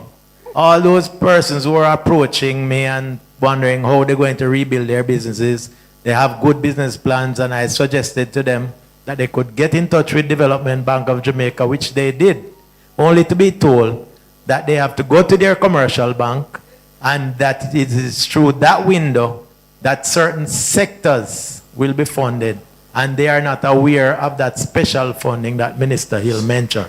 So I just want to ask if you could do some further investigation into that, so that our members could perhaps go back to another source or another avenue. Well, and that sounds like a stamp fight business.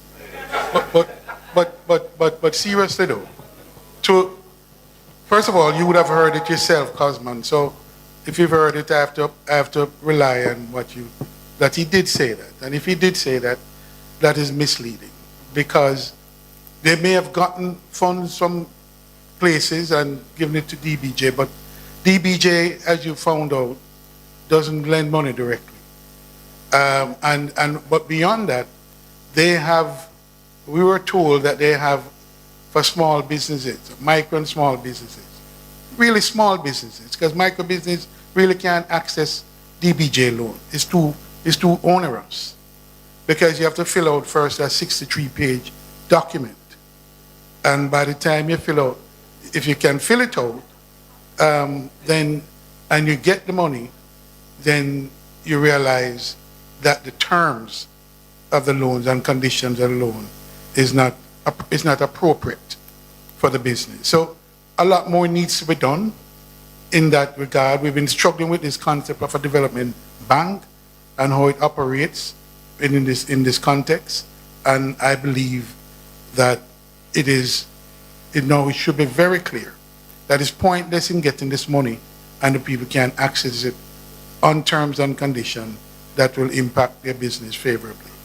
And I think the frustration is there, and that's the reality for a lot of the small businesses.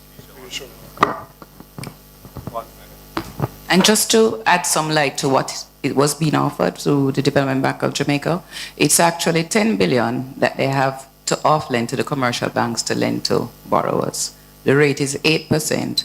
The challenge, though, for micro and small businesses is that there's a lot you have to do to qualify. Some things include a business plan where whatever you're doing, you have to be able to explain how it's going to continue to generate money and how it's going to be able to earn revenue so you can pay back a loan. You have to show your financials. So for small shopkeepers, that might be the total cash you have in and what you have going out. But to get those things done, you need guidance. And so when President Chaibar says in joining the Chamber of Commerce, what it adds for you is that you have strength in numbers, and you may have people in the chamber who can actually help, or you can buy the services as a group. You know, so you could come together and go to one accountant and say 10 people are going to come, charge them this smaller rate. Because the truth is, to do financial statements are upwards of $200,000. A small business owner doesn't have that to just put aside rather than to invest in their business. I know you would say to me, no, 200,000, I could buy a lot of things to buy and sell back, right? Right, so the truth is that you can, through community, I heard President Chaibar say mentoring each other. If you come together, you can do something to help you qualify for those loans, and then it's actually a commercial bank that you have to go to.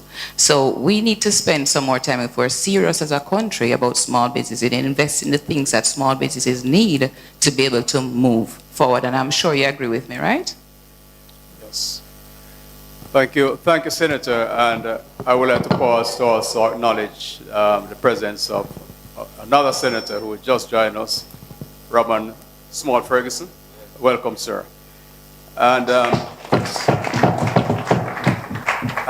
Senator Anderson, to follow up on your point, so JBDC, Jamaica Business Development Committee, there's a branch here at Dunbar's River. So what we will do as a chamber is invite them here because they will assist with business plan, registration of business, etc. And a lot of their services they will do for free. And I think there's a fee for some parts of it. So we will invite them here for you to provide you with that kind of support. Also, getting a loan is not just a straightforward thing. If you don't have certain records and so forth, you're not going to get it. So what we have planned for you for the next chamber meeting, and I just announced it here, which is May 13, we have someone coming in who will be going through a checklist with you of all the things you need to know, need to do, and need to have if you're going to apply for a loan and if you're going to be successful. So make sure you don't miss the next chamber meeting. All right, next question. There was a gentleman behind him, I think Mr. Noble. Okay, all right, go ahead. Yes, good evening. Let me welcome all at the head table. My questions are similar along the line with Sir Jackson. I'm D. Anglin, owner and operator of Deal Westmoreland Hardware in Darliston. That's in Eastern Westmoreland. My member of parliament is Dr. Campbell. Yes, but this has been a long time issue where small businesses have a problem to get loans. And the requirements, you will never be able to fulfill them. So what we really need, we need a system in place. Whether through some proper monitoring, some guidance, where you can lend the person the funds so that they can get to take the business to the next level. Because that has, over the years, has always discouraged a lot of people. They give up because they don't have the wherewithal to get the loan. And it's very discouraging, it's heart-rending. And we have always heard that the small business are the backbone of the society. They are the one that goes in the nooks and crannies of the areas. Something needs to be put in place. Better organization for them so we can be able to access these loans, that we can take our business to the next level. That is what we really want. Thank you. And I mean, there's international experience around micro-lending, you know, where the Grameen Bank experience in Bangladesh and many other countries that were modeled on that, where you design the financing and the access to suit the people you're trying to help. So you don't push the requirements out of reach. To the contrary, you make it very accessible. You know, I mean, in my own constituency, where I have some arrangements where I get funding to support small business, I do grants, I don't make loans. You know, I listen to what they want to do with it, and if it makes sense, they get a grant. You know, and because I can't bother trying to administer a loan program. You know, I just want to see the people get their businesses going and make the constituency better. So I'm just suggesting that our whole approach to financing small business in the country, and I'm talking about small, you know, I'm talking about really relatively small, micro to small, it is flawed. You know, we have not yet come to the level where the people are and meet them where they are and deal with them in a way that they can understand, they can access it, they can benefit from it. And until we do that, our economy will never perform the way we want it to perform. Thank you. Thank you. It is a fact that, and I said it at the start, that the small and micro enterprises are really the foundation for all businesses. Everything comes right back to them. And so when we get them going, we get an economy to improve. And with that said, this discussion will end at 8:30. So I implore you, if you have questions, keep them brief for me. Please, just get straight to the point. And I really want to hear from some of the persons from those sectors, small and micro. Let us hear your concerns and what kind of help you need. Because Mr. Golding, as he rightly said, some of us will never be able to get a loan at this stage until we get some things in order, but a little grant could go a far way. So we'd love to hear from some of you. Who is next? Go ahead. Good afternoon, everyone. My name is Crystal Evans. I'm the country manager for Harmony FinTech Limited. So basically what we do is that if you're a jerkman and people come by from you and they have them card, you can just take your phone and show them it and scan it, and they can take the payment. So they don't necessarily have to have cash. The market vendors, same thing. That is what we do. So my concern, I have a little call, is the integration of technology into our economy, especially Westmoreland commerce and industry. My other concern is young people. We don't have no plan for young people. We don't have no ecosystem for develop geniuses. And when that don't happen, then they become rogue. Most of the community maladies and the social issues that we have is because we allow our brightest people to just right that. So I haven't heard anything for the youths. We have a youth ministry, I don't hear nothing. We have a technology ministry, I don't hear nothing either. It's all performative. You know, a lot of speeches and discourses. One of my friends like to say, you know, the white man have AI, the Chinese have productions, the Arab have oil, and all we have is a whole lot of conversations. We're always having that. We're not executing. All right, for some of you people who, you know, we like to say, oh, we're going to do this. Hush, honey. We're going to do this. We're going to do that. What's your part in all of that? Because we can't just wait on to make it happen. It has to be like a group effort if we're going to move fast. So I just want to know about the integration of technology into our economy and the plans for the young people. Right? Ms. Ferguson, I heard you spoke about the crime. It's deeper than that, as we all know. All right? Thank you. Well, thank you. Our campaign manifesto had two specific funds. We had a strategy that we want to create pockets of capital that would be accessible in areas which are traditionally deprived of capital, and that could really help economic actors in those pockets to move forward in a serious way. And the young people was one. So we had a fund for youth business entrepreneurs, $1 billion replenished annually, that would provide financing for any young people who wanted to get going in business. And we would try and design the requirements so that they would be able to get those funds out the door and deployed in the economy as quickly as possible. That was one. And we had another one relating to the entertainment sector specifically, which young people are the main practitioners in. So they would also be able to, and that was considered broadly, music, drama, art, cooking, you know, whatever it is, cultural and creative industry. So that was our vision, to really provide finance at that area to support that ecosystem. And then those ministries could provide other inputs, training, and, you know, assistance in handling, navigating the economic space and the regulatory requirements where they are and so on. But the funding part of it, we wanted to solve in that way. In terms of tech, I'm going to let someone else speak to that. But essentially, I agree with you. We've had some problems with tech because, for example, the mobile wallet system has not really worked in Jamaica. NCB made a big foray with Link. It hasn't really happened. Jamdex, which is a central bank digital currency, hasn't really happened either. I think I got $1,000 or $2,000 worth of Jamdex a couple of years ago. Nigel Clark made a big deal of it in his budget, paying his barber. I don't know if his barber ever got paid, or if he did, if he's been able to do anything with the money. You know, it has all stalled. So we really need to look at how we deal with the digitization of the economy, because there are other countries which have been liberated by that. I mean, India, for example, they have this system called ADR or something like that, which has enabled them to deliver benefits to the, and you know how big India is. It's the most populated country in the world now. It's bigger than China.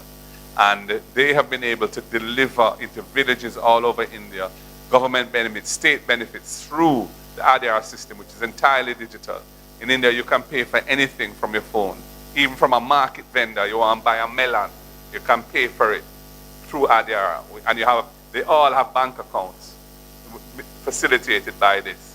So you have to have a vision for making technology accessible at the grassroots level and then build from there. That's what, I'm not a techie, but that's how I see it being. Unless you do that, it doesn't really have the impact that you desire.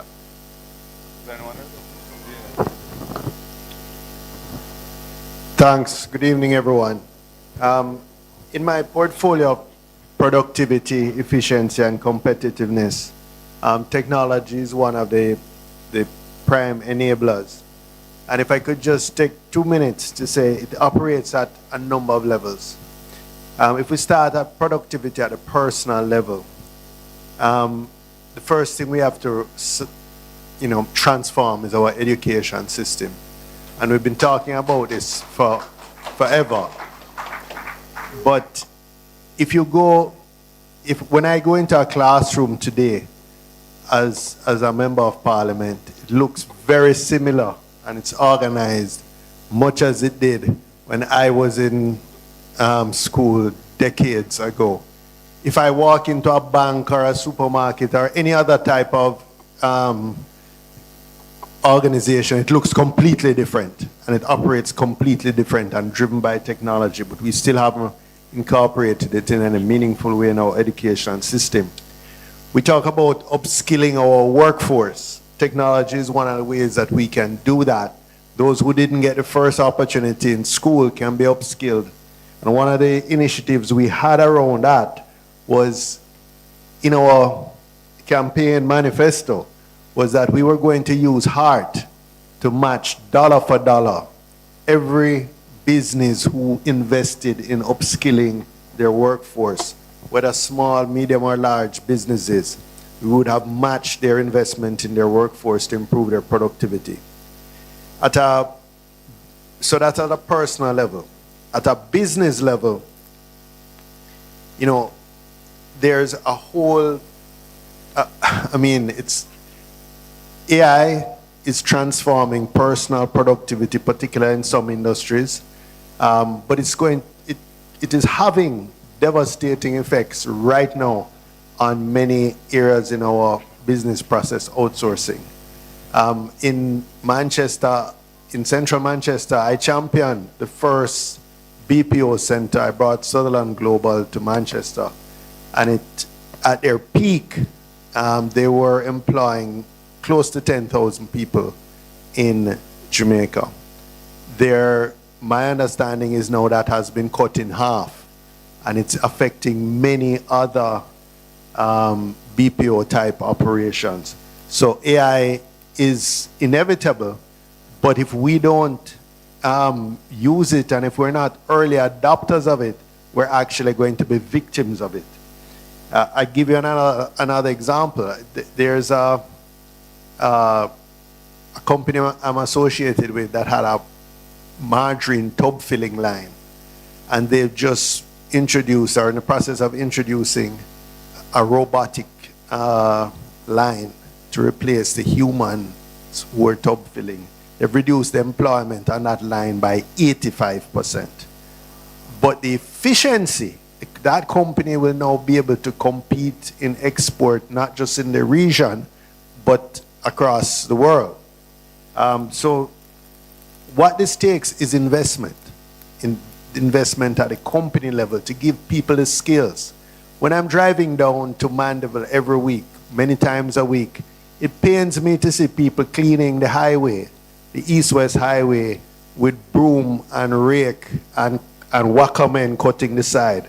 You never see that in a first world country. You know, they have machinery, sweepers that people sit on and, you know, go down the highway at 45 miles per hour, and it's so much more efficient. And these are the sorts of investments we need. At a national level, government bureaucracy is a huge impediment to improving our productivity. And, you know, a big part of that is corruption. Things stay inefficient so that people can eat our food from making it happen. There's a certain arbitrariness in our approval systems. They're not predictable. The first questioner spoke about her interest in real estate development, I believe.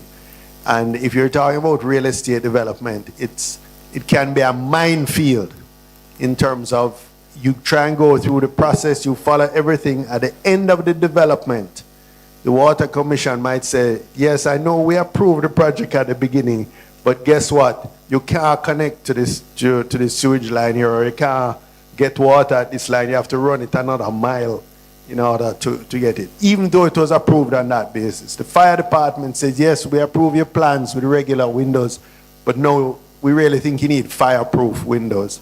And this is the sort of unpredictability and uncertainty that discourages investment.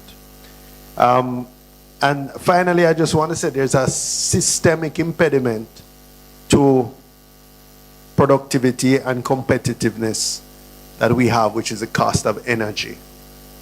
Just on my drive down here, I calculated on my residential bill what my last bill, what the cost per kilowatt hour was. And it was 47 US cents per kilowatt hour, which is, you know, and it's growing, because I believe by next month, when the full impact of the oil prices pass through, it will be even more. There's very few manufacturing or energy intensive businesses that can survive. Farmers who have to pump water, imagine what this will have do to your irrigation costs. We know fertilizer costs are exploding already. So until we succeed in bringing this cost down, we're really not going to move forward in an energy intensive type industry. There are solutions which individual entities are finding, but the problem with that is that it's actually going to make electricity more expensive for the average Jamaican. And how is that? Because the best paying residential customers are putting in solar systems, which today at these prices will pay back for themselves in 3 or 4 years. The best paying commercial customers are putting, cogeneration systems in, which will pay for themselves. But when these people come off the grid, the overheads of JPS still has to be distributed by the rest of us. And therefore, the cost per kilowatt hour will keep going up. And that's, a serious impediment. And unless we have some transformational thinking, some really innovative, creative, radical thinking to bring down that cost in the shortest possible time. And that brain power does not exist at the Ministry of Energy right now, at the policy level.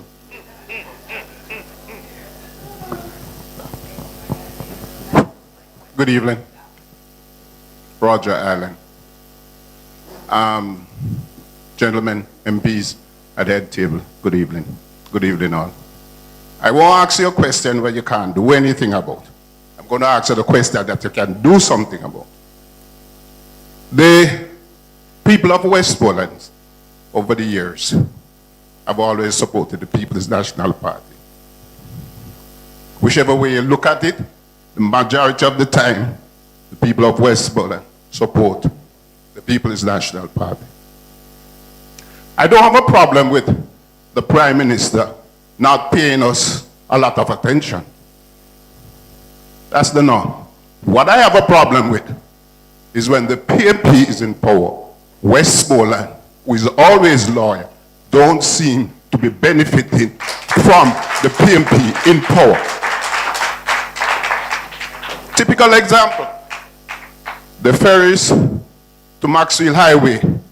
Roger Clark went to Kingston, cried a lot of time for it. It was done under the JLP.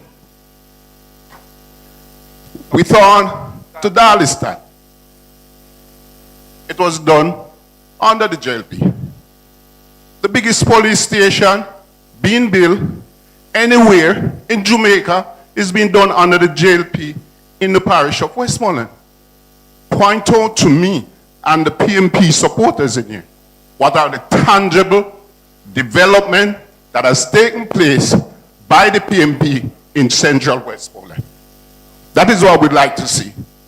Remember, we had the last election where PMP stay home. They might, I'm not telling them to do it again. We have seen where every constituency in central Westmoreland went to the JLP in the election before the last. It may happen again. And until the PMP, when they are in power, pay attention to the people of Westmoreland by tangible development, we're going to see this flip-flop. We have always been loyal, Mr. Opposition Minister, but we have not seen where our loyalty is paid off. Thank you, Roger. We know. Hello, Mr. Golding. Yeah. Perhaps your memory needs a little jogging. First of all, the whole development of Negril was a vision of Norman Washington Manley. So it starts from back then, coming through, and I'll let others. I'm going to start to my right and move across. The Darliston water supply scheme was one of the most expensive schemes in Jamaica, done under the PNP to bring water to Darliston. And the Markfield to Ferris, that was conceived, planned in the People's National Party and funded and was implemented by the JLP, which is how government operates. You start something, and because of the lapse in time and the bureaucracy, it gets implemented in another period. Yeah.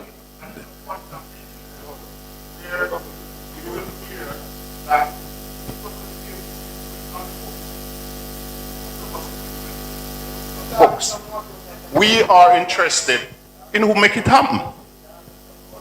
Right? Okay, Mr. Next question. You can ponder over that one, Mr. Opposition Leader. And when you go in office, because you will go in office, don't worry about it. All of you gentlemen that are sitting at the head table will get the next chance. You will be in office. Opposition on finance. What are the taxes that the government earn on solar system, whether it be panel, battery, inverters? Yeah, thank just you, to Roger. say though, That would I be think the it's, last question. I'm going to hand it to Julian so he can respond to your question about taxes on solar. But to say that you're not interested in how a project originates, you're only interested in who executes, is a bit short-sighted. Maybe. Because you have to arrange the design, you have to do all of the preparatory work, you have to raise the finance, and then you do the construction. And as it so happens, in the case of that particular road, by the time it reached that stage now where it's just to engage a contractor and execute, It's the easy government had part. It's changed. easy. Yeah. And I do understand that. I do Right. understand that. So, yeah. But as a person who have gone with Member of Parliament Roger Clark into Kingston, who shed a lot of tears for that road, to see it being implemented under a JLP administration is a very heartbroken one. I understand, Roger. I mean, we feel it too when we do the work, but the nature of politics, if you lose, somebody else is going to implement. Many of the things being done by the current government were conceived by us. Highway 2000, named after Siaga, was our idea. But not just, he opposed it. So Roger, I hear you, but don't discount the work that would have been done to conceive of these ideas. And we are working hard to ensure that we implement, so we are in a position where we can implement. In terms of your question, my understanding is that taxes are not applied for solar panels or for the batteries. For the inverter, the taxes on the inverter, would a PMP government remove all government taxes from solar panel, from inverter, and from battery, that the people can build their own alternative energy? Maybe inverters, but I recently put in one and I don't recall there being taxes on the batteries or from the panels. Okay. I would have to check the inverters. I don't think so, that there are taxes on that. I don't think so. One last question. Roger. The Cuban doctors has been removed. Yes. We understand the whole politics. We understand the whole American thing and all of that. And we can't fight America. What I want you to ask the government, what is the replacement for the people of Westmoreland, Sablamar Hospital, for the Cuban doctors? Because there is a void, and we are all going to suffer down here if they're not there. So we want the government, I wanted to ask the government, what is the alternative? We have, and they have no alternative. And then no answer? No, they have no alternative. Okay, I mean, let's just be frank. They have put no plans in place. The reality is that the Cuban doctors work in remote areas where many Jamaicans don't want to work. They are in specialist areas where we don't have the expertise. There is no plan. It's as simple as that. They're talking about going to this country and that country to try and source. But who knows what that will bring. You know, until those arrangements were concretized and in place, how could you send home doctors that are providing vital services that people need? You're just creating a gap that's going to cost people's lives. And I don't think that should have happened. Ladies and gentlemen, that will be the final question, but what we will do, if Mr. Gowley will allow a little time for one-on-one interaction after we close this section. Is that okay, sir? Briefly, yeah. Briefly, for a few minutes. And MP Robinson, I must tell you that there are indeed some taxes on some components of the solar system. I do believe, no, there are some taxes on the panels also. There are none? There are taxes on some components, I'm very sure. I can't say exactly which one, but there are some taxes on some. You can double check it. Ladies and gentlemen, it has really been an evening well spent. We got some very good questions in, some good answers, some quite a bit of passion came out today from the persons here, and that is good actually, because it's really good that we're able to sit down and talk like this and express freely, say what's on your mind, and allow Mr. Golding and his team to reply. I want to share with you, though, that as we continue to operate in a highly competitive environment which spans globally, it's important that we continue to upgrade our skills. And the Heart and Estate Trust, they do have a number of programs that are underutilized. And I implore all of us here today, whether us as individual owners of businesses or our employees, to get them enrolled. And I tell you, especially for the small and micro, there are some programs that comes with a grant. So for a small business owner, if you enroll in a program with Heart, at some point at the end of the program or before, you have the opportunity to access a grant of up to $300,000. That could be a start for some persons, or a recovery fund. And it's a grant, which means you don't have to pay it back. For medium-sized or small businesses, there's also another grant up to $1 million.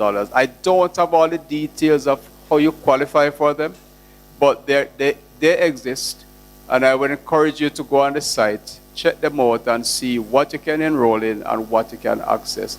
It's money that is there, and a lot of it is taxpayers' money, so why not access it and use it to build your business? We're all in recovery mode, so I implore you to do that. Heart and Estate Trust. And if you want, at the chamber here, we can point you in that direction. I hope you all registered and your email addresses are there, because we can email for you the contact information, the email addresses, and even phone numbers of places you can go to the website, and you can check to see what it is you could enroll in and what you could access over time. Very good programs, help to develop your skills and the skills of the people around you, and also the access to the grants. So left for me to really thank the first, yes.